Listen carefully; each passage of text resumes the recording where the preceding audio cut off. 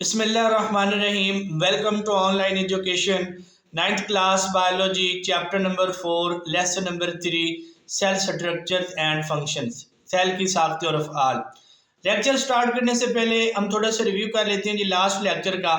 Last lecture में हमने cell theory की तारीख को डिस्कस किया था कि कब और कौन कौन से साइंटिस्ट और बायोलॉजिस्ट जो हैं उन्होंने सेल थ्योरी के अंदर अहम किरदार अदा किया, कौन कौन से अहम कारनामे सर अंजाम दिए, सेल थ्योरी के अहम नकात कौन से थे, सब सेलुलर या ए सेलुलर पार्टिकल्स क्या होती है और 5 किंगडम क्लासिफिकेशन सिस्टम में आखिर उनको क्यों शामिल ना किया गया।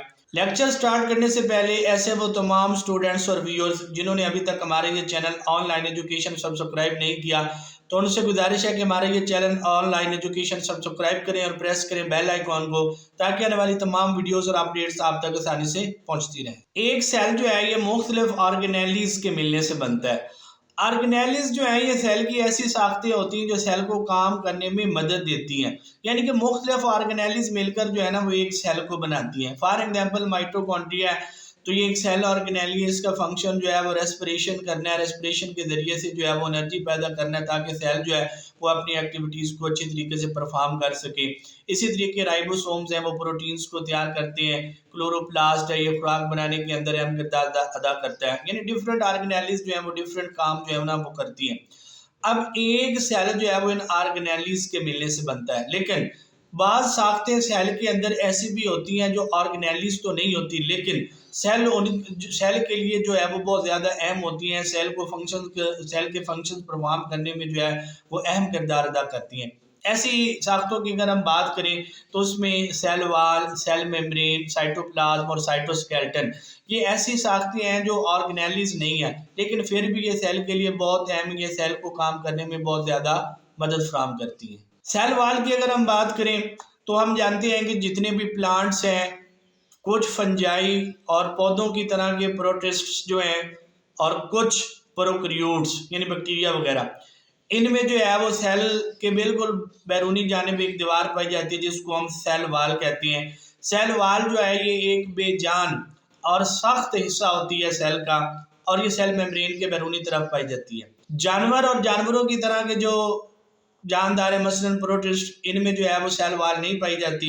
सेल वाल के फंक्शन की अगर हम बात करें तो इसका काम सेल के अंदरूनी जिंदा मवाद यानी प्रोटोप्लाज्म को ख़ास शक्ल देना है, उसकी हिफाजत करना है और उसको सहारा देना है। प्रोटोप्लाज्म की बात करें तो सेल के अंदर जो जिंदा मवाद होता है उसको हम प्रोटोप्लाज्म कहते हैं। ये बहुत सारे ऑर्गेनिक और इनऑर्गेनिक मैटर से जो है वो बना होता है। सेल वाल की अगर हम बात करें तो हम जानते हैं कि जितने भी प्लांट्स हैं, कुछ फंजाई और पौधों की तरह के प्रोटिस्ट्स जो हैं और कुछ प्रोकैरियोट्स यानी बैक्टीरिया वगैरह, इनमें जो है वो सेल के बिल्कुल बैरूनी जानिब एक दीवार पाई जाती है जिसको हम सेल वाल कहते हैं। सेल वाल जो है ये एक बेजान और सख्त हिस्सा होती है सेल का, और ये सेल मेम्ब्रेन के बैरूनी तरफ पाई जाती है। जानवर और जानवरों की तरह के जो जानदार है मसलन प्रोटिस्ट, इनमें जो है वो सेल वाल नहीं पाई जाती। इसके बाद है जी सेल मेम्ब्रेन। सेल मेम्ब्रेन की बात करें तो प्रोकैरियोटिक और यूकैरियोटिक सेल्स के साइटोप्लाज्म के गिर्द एक बारीक और लचकदार मेम्ब्रेन पाई जाती है जिसको हम सेल मेम्ब्रेन कहते हैं। सेल मेम्ब्रेन जो है ये सिलेक्टिवली परमेएबल मेम्ब्रेन के तौर पर काम करती है, यानी चंद एक मुंतखब शुदा मादों को ही जो है वो गुजरने की इजाज़त देती है और ज़्यादातर मादों को जो है वो अपने अंदर रोके रखती है। इस तरह ये सेल की कीमियाई साख्त को बरकरार रखने में मदद देती है। इसके अलावा इसका एक और अहम फंक्शन है कि ये दूसरे सेल्स से आने वाले केमिकल मैसेजेस को जो है वो वसूल करती है और दूसरे सेल्स को जो है वो आइडेंटिफाई करती है, शिनाख्त करती है। ये एक जी प्लांट सेल का स्ट्रक्चर दिया गया है, इसके हम मुख्तलिफ इसमें पाई जाने वाली मुख्तलिफ ऑर्गेनेलीज देखते हैं जी। टॉप के ऊपर देखें तो जी ये माइटोकॉन्ड्रिया है जी, राइट साइड पे आ जाए साइटोप्लाज्म है, रफ एंडोप्लाज्मिक रेटिकुलम है, न्यूक्लियस है, सेल वाल है। बॉटम पे आ जाए तो स्मूथ एंडोप्लाज्मिक रेटिकुलम है और साथ में सेल वाल पर मौजूद छोटे छोटे सुराख हैं जिनको हम प्लाज्मोडिस मेटा कहते हैं। लेफ्ट साइड पर आ जाए तो जी प्लाज्मा मेम्ब्रेन है, लाइजोसोम्स हैं, गोल्गी कम्प्लेक्स है, राइबोसोम्स है। सेंटर में देखें तो जी वैक्यूल है, पौधे के सेल के अंदर जो वैक्यूल है वो बिल्कुल सेंटर में पाया जाता है।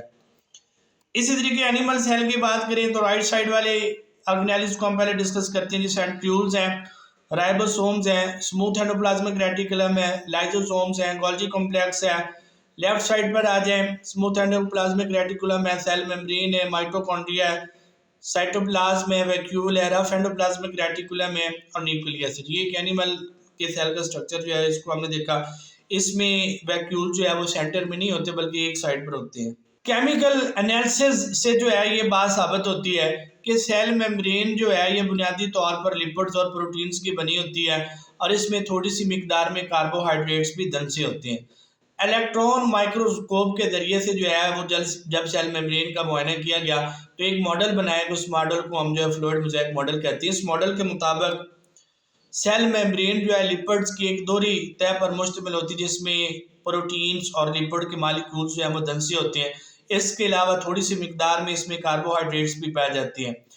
लिपिड्स की जो दोहरी तह है सेल मेम्ब्रेन के अंदर, ये उसकी लचक, इसकी वजह से जो है वो सेल मेम्ब्रेन, लिपिड्स की दोहरी तह की वजह से जो है वो सेल मेम्ब्रेन में जो है वो लचक पाई जाती है।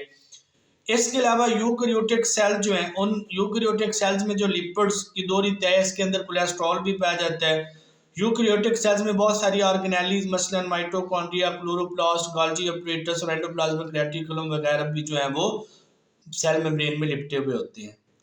सेल मेम्ब्रेन और प्लाज्मा मेम्ब्रेन में क्या डिफरेंस है जी? बड़ा इंपॉर्टेंट क्वेश्चन है, अक्सर पेपर में आ जाता है। जब हम सेल की तमाम मेम्ब्रेन्स का जिक्र करते हैं तो इसको हम सेल मेम्ब्रेन कहते हैं, और जब सिर्फ और सिर्फ सेल की बैरूनी मेम्ब्रेन का जिक्र करेंगे तो इसको जो है वो प्लाज्मा मेम्ब्रेन कहेंगे। यानी सेल की तमाम मेम्ब्रेन्स जो है वो सेल मेम्ब्रेन्स कहलाएंगी, और अगर हम सिर्फ सेल की बैरूनी मेम्ब्रेन की बात करें तो इसको हम जो है वो प्लाज्मा मेम्ब्रेन कहते हैं। इसके बाद जी है साइटोप्लाज्म। साइटोप्लाज्म की बात करें तो प्लाज्मा मेम्ब्रेन यानी सेल मेम्ब्रेन और न्यूक्लियर इन्वेलप तक जो है वो एक गाढ़ा नीम स्याल और नीम शफाफ मादा पाया जाता है जिसको हम जो है वो साइटोप्लाज्म कहते हैं। इसमें पानी होता है और इस पानी में बहुत सारे ऑर्गेनिक और इनऑर्गेनिक मॉलिक्यूल्स जो है ना वो मुकम्मल तौर पर या जुज़वी तौर पर डूबे हुए होते हैं। साइटोप्लाज्म के फंक्शन की बात करें तो साइटोप्लाज्म जो है ये ऑर्गेनेलिज को काम करने के लिए जगह फराहम करता है। बहुत सारे बायोकेमिकल रिएक्शन यानी मेटाबॉलिज्म जो है वो साइटोप्लाज्म में वक़ूअ-पज़ीर होते हैं। फॉर एग्जांपल ग्लाइकोलिसिस की बात करें तो ये भी साइटोप्लाज्म में होता है। ग्लाइकोलिसिस जो है ये एक ऐसा अमल है जिसमें ग्लूकोज को जो है तोड़कर उसमें से एनर्जी जो है वो हासिल की जाती है। ग्लाइकोलिसिस जो है ये एक सेलुलर रेस्पिरेशन के दौरान होने वाला अमल है जिसमें ग्लूकोज को तोड़ा जाता है और उसमें से एनर्जी हासिल की जाती है। नेक्स्ट हमारे पास जो स्ट्रक्चर है जी साइटोस्केलेटन। साइटोस्केलेटन जो है ये माइक्रोट्यूब्यूल्स और माइक्रोफिलामेंट्स पर मुश्तमिल होता है। माइक्रोट्यूब्यूल्स और माइक्रोफिलामेंट्स के दरमियान डिफरेंसेस जो हैं वो अक्सर पेपर में आ जाते हैं। माइक्रोट्यूब्यूल्स की बात करें तो ये ट्यूबुलिन प्रोटीन के बने होते हैं और माइक्रोफिलामेंट्स की बात करें तो ये एक्टिन प्रोटीन के बने होते हैं। ट्यूब्यूल्स जो हैं ये कदरे मोटे होते हैं और जो माइक्रोफिलामेंट्स हैं ये कदरे बारीक होते हैं। माइक्रोट्यूब्यूल्स के फंक्शन की बात करें तो ये सेल्स की शक्ल को बरकरार रखने में मदद करते हैं और उसके अलावा ये सीलिया और फ्लैजेला की साख्त का भी बड़ा हिस्सा है।